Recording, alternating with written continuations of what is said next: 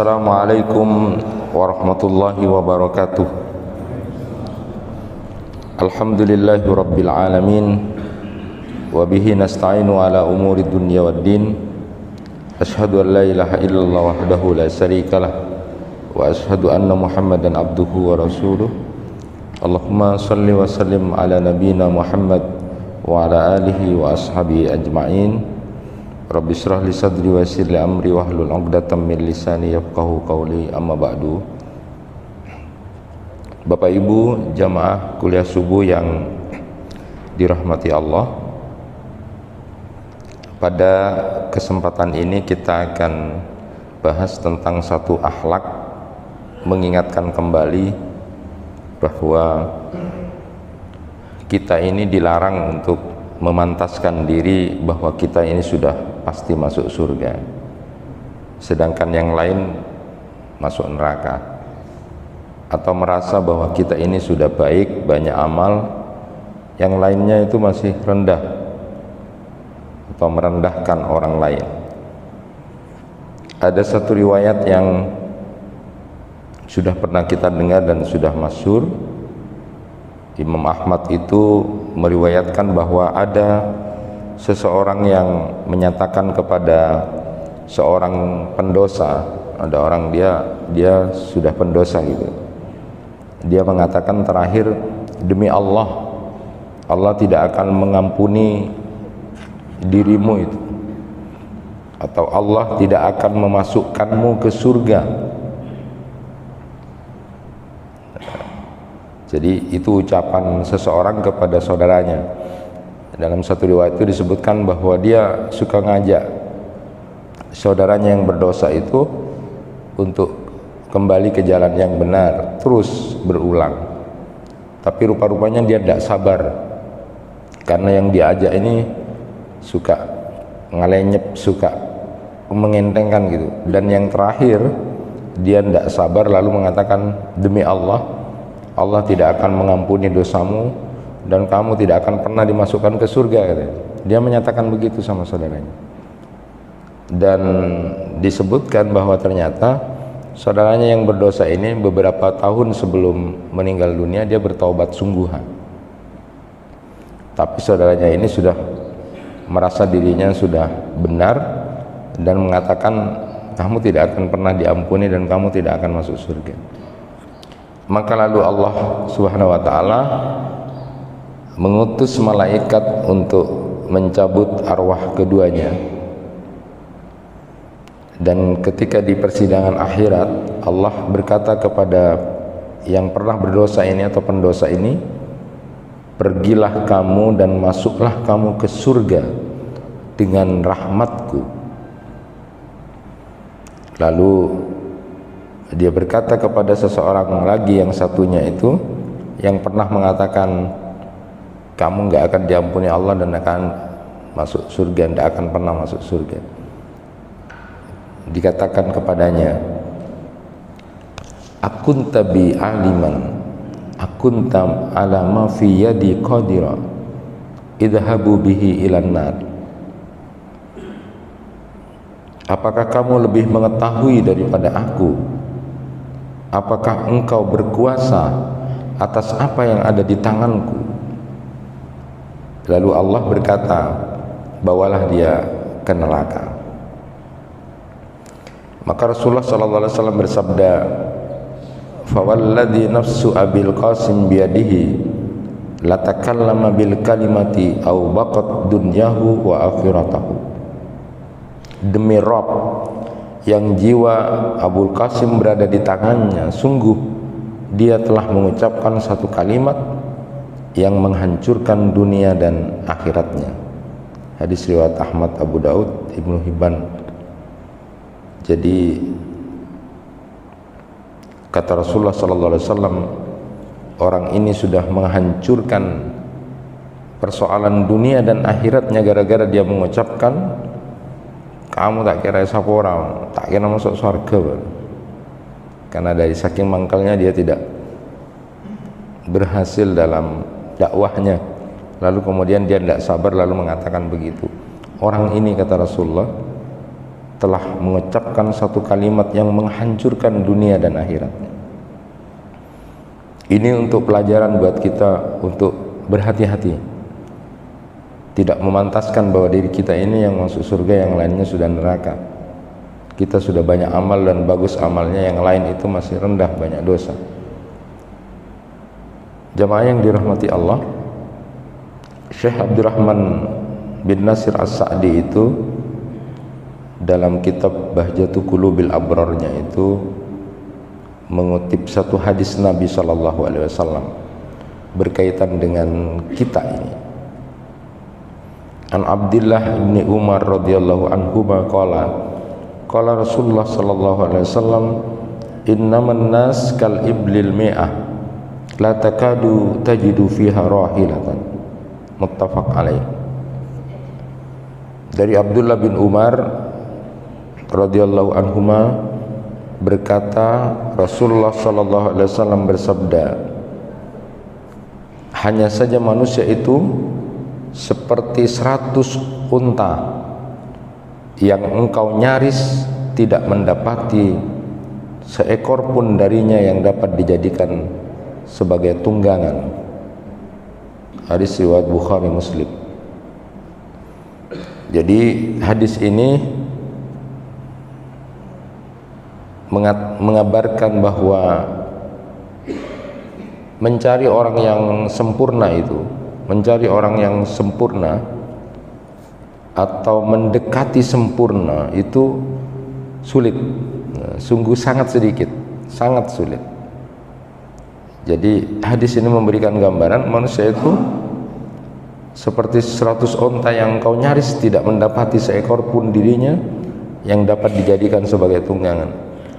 Jadi seperti seekor unta yang dianggap sudah banyak, ada 100 ekor unta, kita bisa memilih sebagai hewan tunggangan, tapi nyaris tidak dapat yang paling bagus atau yang bagus.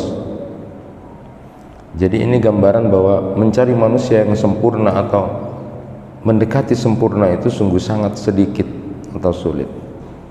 Makanya salah satu doa yang kemudian menjadi bacaan yang juga diutamakan itu adalah Rabbana la tu'akhidna in nasina aw akhtana. Itu umatnya Nabi Muhammad diberikan satu doa, kalau kemudian lupa atau kemudian salah, tidak sengaja, itu minta ampun kepada Allah Subhanahu wa taala. Demikian pula manusia yang banyak ini jumlahnya, jika ingin memilih satu di antara mereka yang pantas untuk jadi guru, menjadi pendidik, ahli fatwa, imam, pejabat, nyaris memang tidak ada yang sempurna.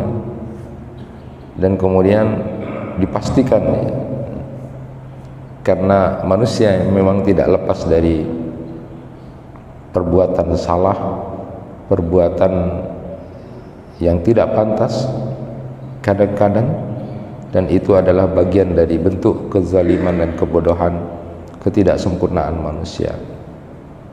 Maka kita pun seharusnya tidak boleh terlalu mengagungkan atau mengkultuskan seseorang, begitu sebaliknya jangan suka merendahkan atau menghina orang lain. Di kitabnya Imam Ad-Dhahabi itu dalam Al-Kabairnya itu menyampaikan beberapa bentuk sesuatu kesyirikan ya. Jadi ketika mengkultuskan atau mengagungkan itu adalah bisa menjadi bagian dari kesyirikan. Di antaranya adalah ayyu'addimal insan al-makhluk kama yu'addimul khaliq, mengagungkan makhluk sebagaimana mengagungkan khaliq. Jadi kalau bawahan itu terlalu kepada atasannya, bawahannya kepada atasannya itu terlalu berbuat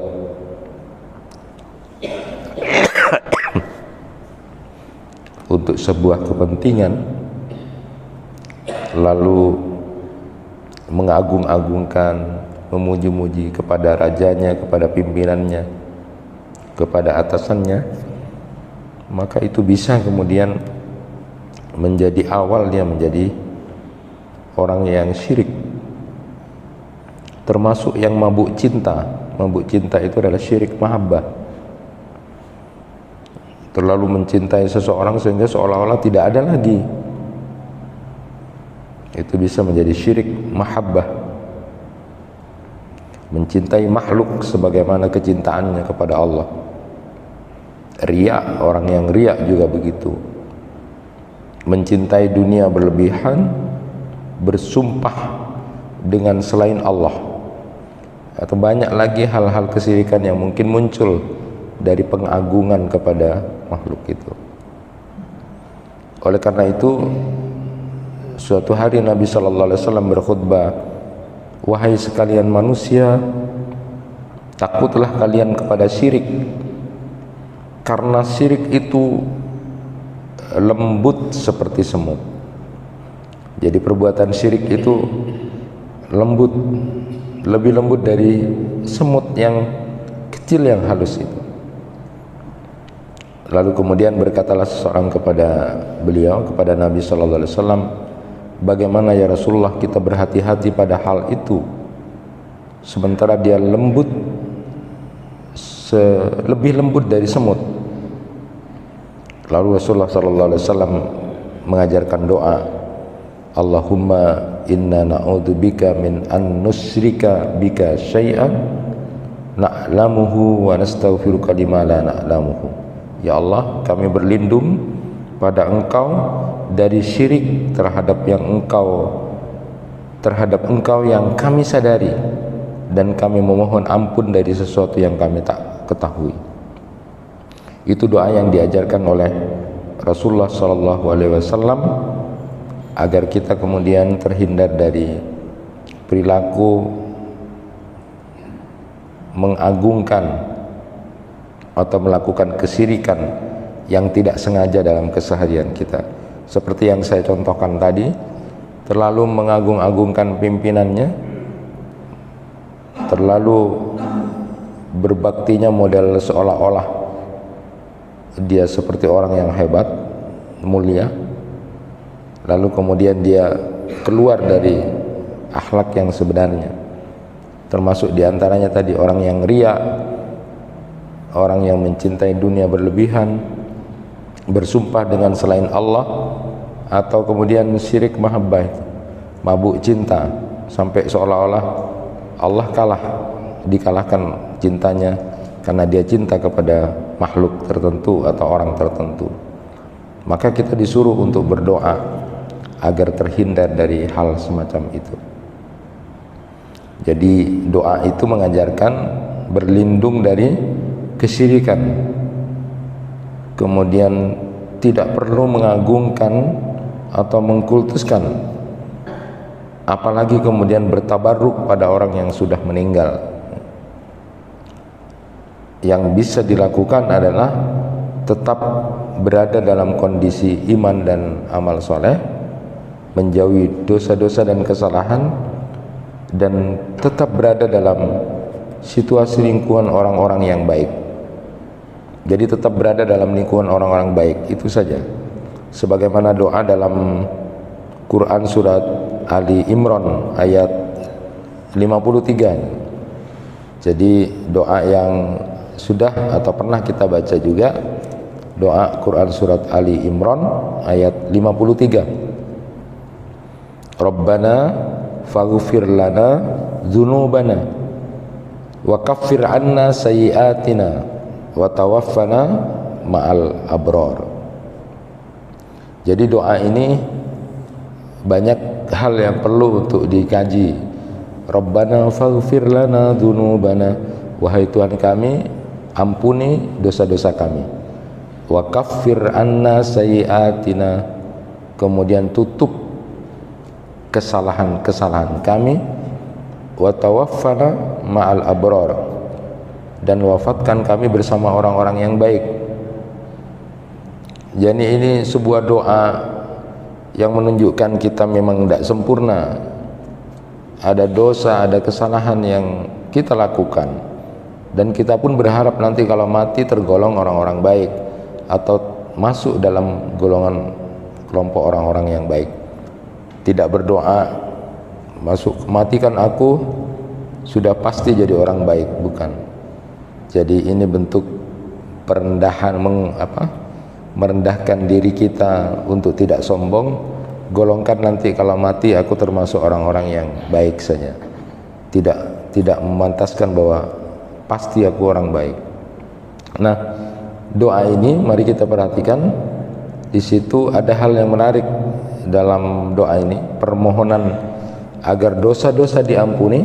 Jadi ghafrud dzunub, faghfir lana dzunubana. Dan yang kedua adalah wakaffir anna sayyiatina. Jadi kesalahan-kesalahan dihapuskan. Jadi ghufron atau takfir itu ya, maknanya sama sebenarnya, adalah menutupi ya. Jadi ghufron atau takfir itu mempunyai makna yang sama, menutupi. As-satru, Imam Al-Qurtubi dan Ibnu Hayyan Al-Andalusi itu menyatakan mengampuni dosa dan menghapus kesalahan itu sebenarnya sama ya, penyebutan keduanya itu hanya sebagai takkid saja, hanya sebagai penguat dan sebagai penyangat atau mubalaghah. Pentingnya hal ini, dosa, dzunub dan kesalahan sendiri juga mempunyai pengertian yang sama, yaitu sama-sama pelanggaran, sama-sama pelanggaran. Jadi dosa dan kesalahan itu sama-sama pelanggaran. Dosa itu dzunub, dzanbun, dan kesalahan atau sayyi'ah itu atau sayyi'at itu, kesalahan-kesalahan itu sama-sama sebuah pelanggaran ya. Tetapi sebagian besar ulama membedakan antara dosa dan kesalahan. Jadi antara faghfir lana dzunubana, ampuni dosa, dengan kafir anna sayyiatina, itu dibedakan ya. Ulama membedakan antara dosa dan kesalahan. Jadi antara mengampuni dan menghapus. Ada beberapa ungkapan tentang ini.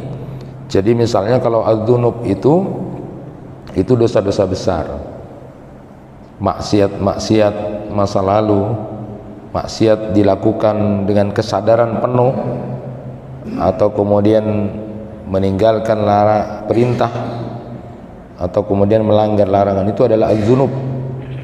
Sedangkan as-sayyi'at itu adalah dosa-dosa kecil, maksiat-maksiat yang mungkin tidak sengaja dilakukan, atau maksiat-maksiat yang mungkin akan dilakukan pada waktu berikutnya, itu sayyi'at.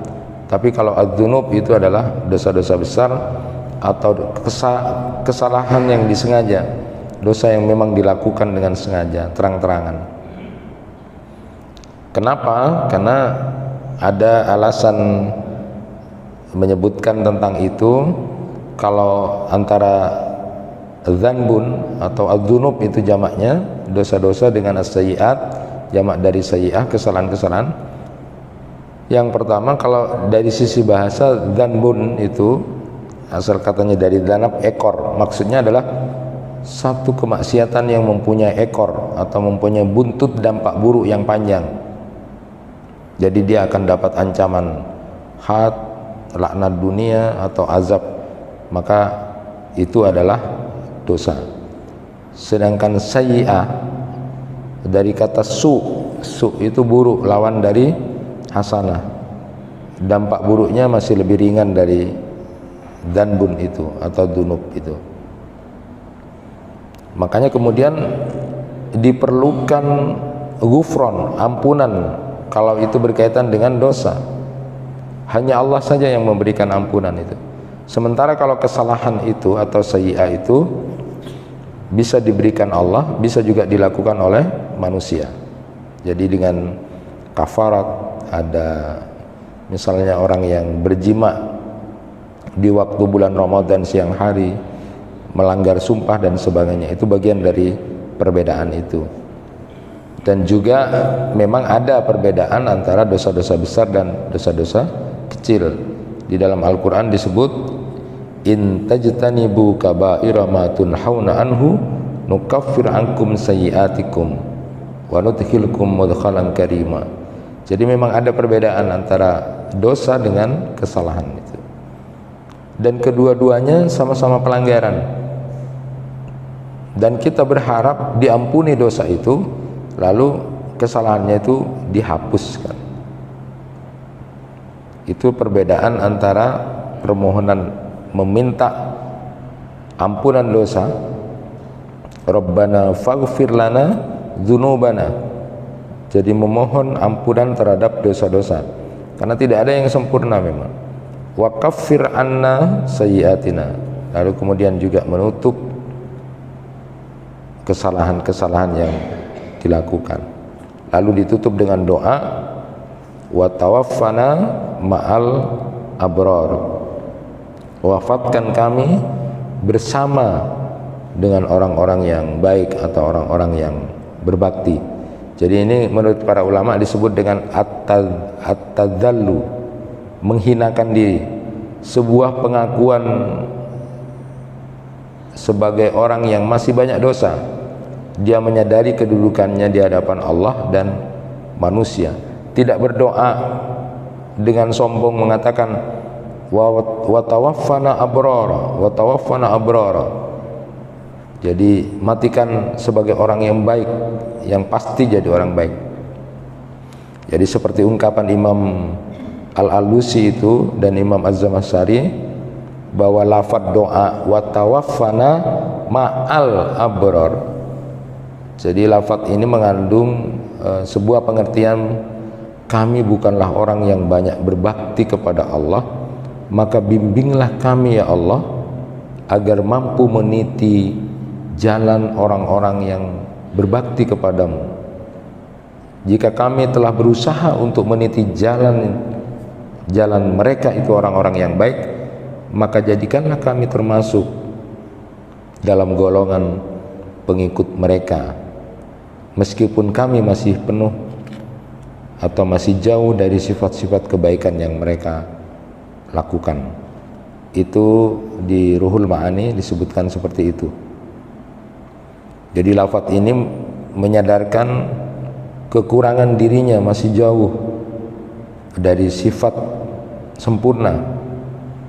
Hanya seseorang yang kita sedang berusaha berikhtiar untuk menjalankan bakti kepada Allah, taat kepada Allah, tidak berbangga dengan amal yang sudah dilakukan.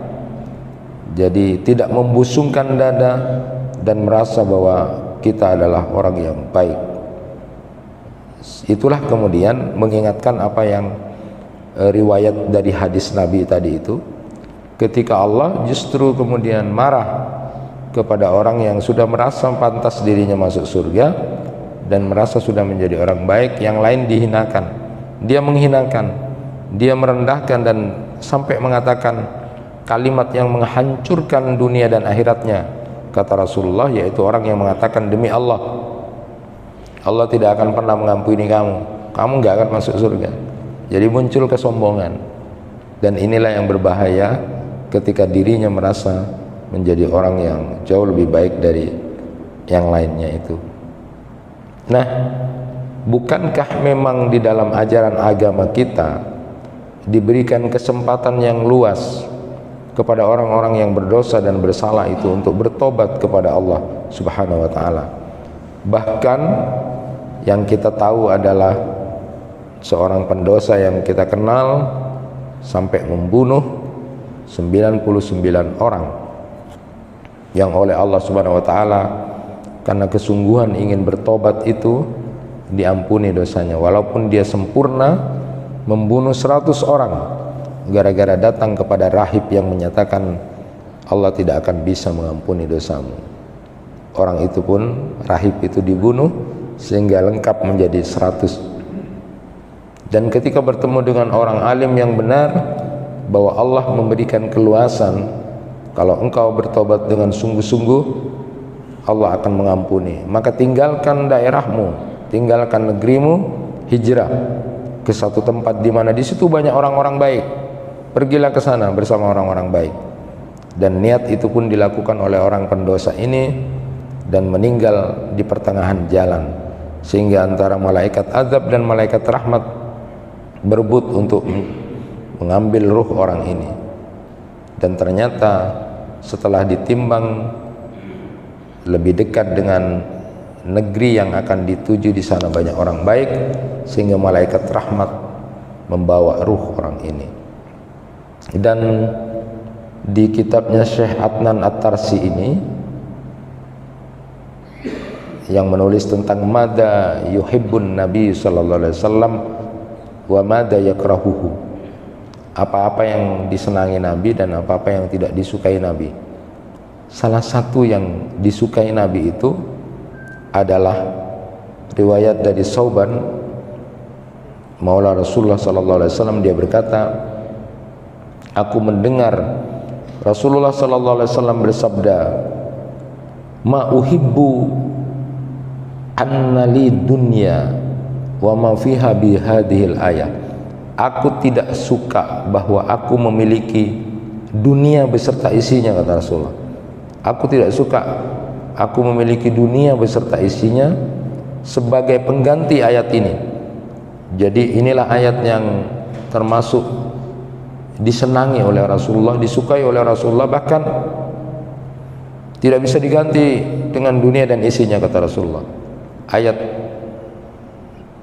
di dalam Quran surat Az-Zumar ayat 53. Qul ya ibadiyalladzina asrafu ala anfusihim la taqnatu min rahmatillah innallaha yaghfirud dzunuba jami'a innahu huwal ghafurur rahim.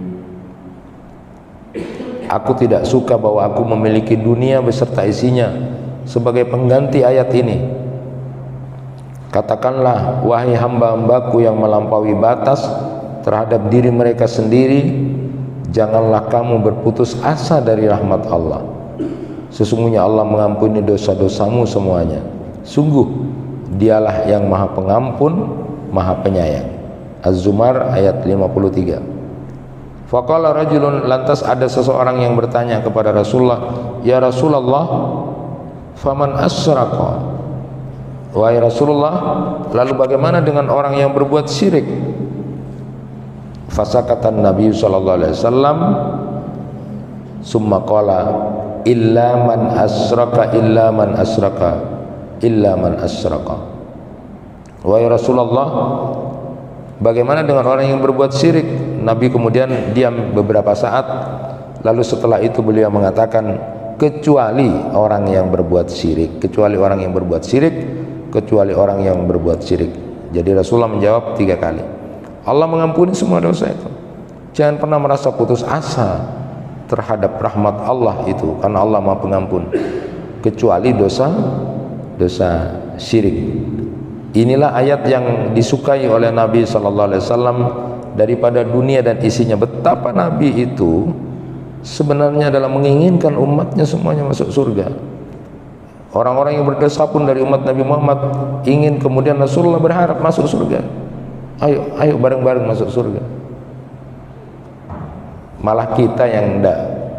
Jadi kalau sudah merasa berbeda dengan kita,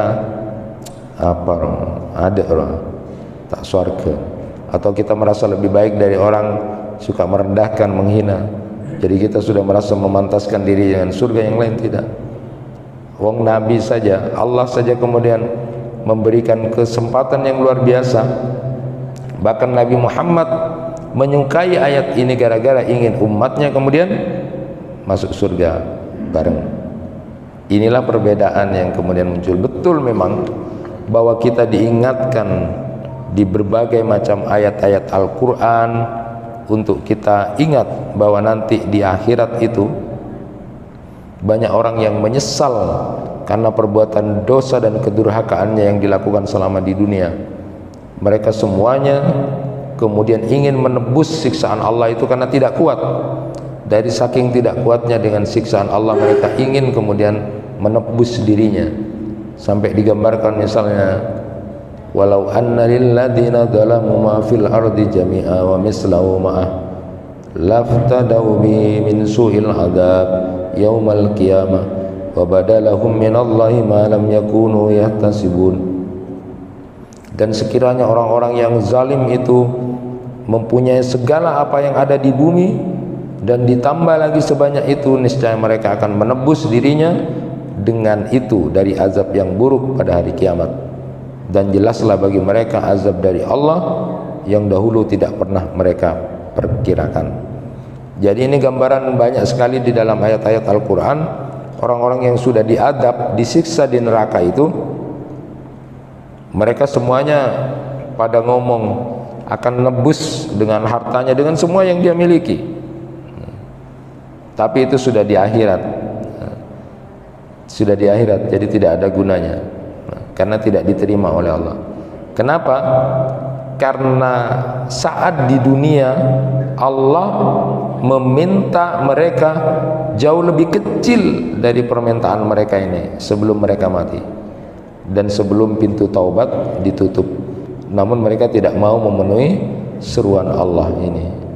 Jadi gambarannya, ketika orang-orang sudah mendapatkan siksa di neraka itu, diazab oleh Allah dan merasakan siksa, mereka lalu mengatakan semua yang dia miliki akan diberikan pada Allah, akan diberikan pada Allah. Tapi itu sudah tidak ada gunanya. Jadi andaikan dia punya harta sebanyak dunia dan isinya, bahkan ditambah lagi dengan 2 kali dunia lagi hartanya, akan diberikan untuk menebus dari saking sakitnya siksaan itu. Tetapi itu tidak diterima karena sudah di akhirat. Kenapa? Karena di dunia saja tidak diminta semuanya kok, tidak diminta semuanya, tapi masih bakhil.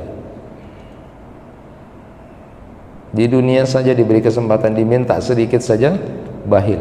Baru setelah merasakan siksa Allah, dia mengatakan seandainya dia punya harta sebanyak bumi ini dan bahkan ditambah lagi dengan 1 bumi, dia akan berikan untuk menebus sakitnya siksaan itu. Tapi itu sudah tidak diterima karena sudah berbeda alam akhirat, dan dia mati dalam keadaan tidak bertobat di akhir hidupnya. Oleh karena itu, sebagai penutup dari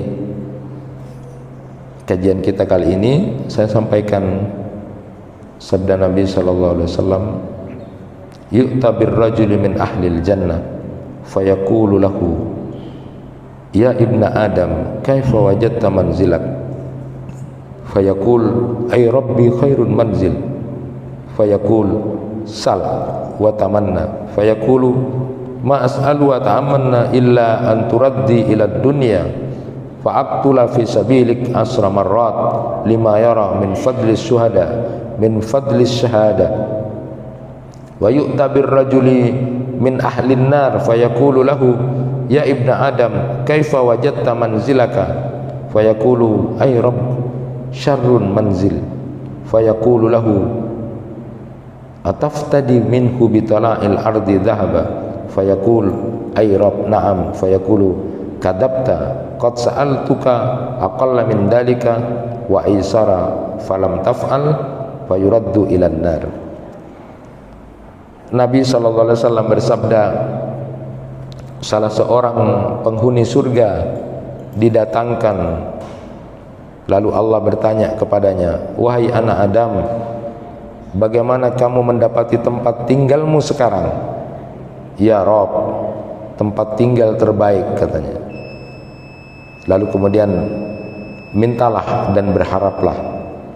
Lalu firman Allah, dia berkata, aku tidak meminta dan berharap apapun selain engkau mengembalikanku ke dunia, lalu aku terbunuh di jalanmu 10 kali karena melihat keutamaan mati syahid. Jadi orang-orang yang ada di surga itu, kemudian di dalam hadis ini diberikan contoh, ditanya bagaimana keadaanmu sekarang? Saya berada di tempat yang terbaik karena dia mati syahid. Maka apa harapanmu seandainya meminta sesuatu, lalu dia berharap agar dihidupkan di dunia lagi dan dia siap untuk mati, terbunuh berkali-kali demi mati syahid karena pahalanya besar.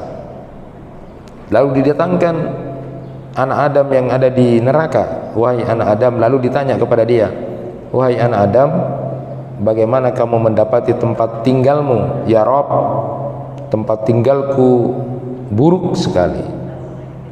Lalu kemudian ditanya, apa kamu ingin menebusnya dengan emas sepenuh bumi? Tanya Allah. Lalu dia mengatakan, ya Rabb, kami akan menebusnya dengan emas yang aku punya sepenuh bumi, semuanya. Lalu Allah berfirman kepada dia, kamu berdusta.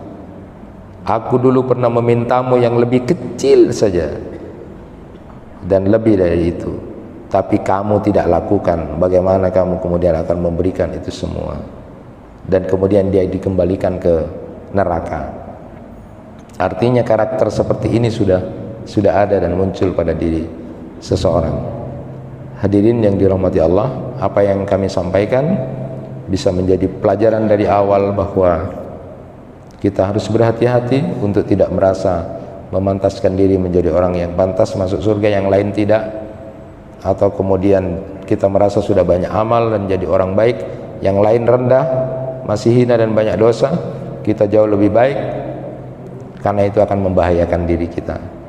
Teruslah berharap, berdoa kepada Allah agar kita diampuni dosa-dosanya dan kesalahannya oleh Allah Subhanahu wa taala, dan kita tergolong sebagai orang-orang yang baik dan mati dalam keadaan seperti tergolong dan masuk orang-orang baik. Itu harapan seorang hamba, bukan menjadi seorang yang kemudian membusungkan dada bahwa kita sudah jadi orang baik dan jauh lebih mulia dari orang-orang yang lain.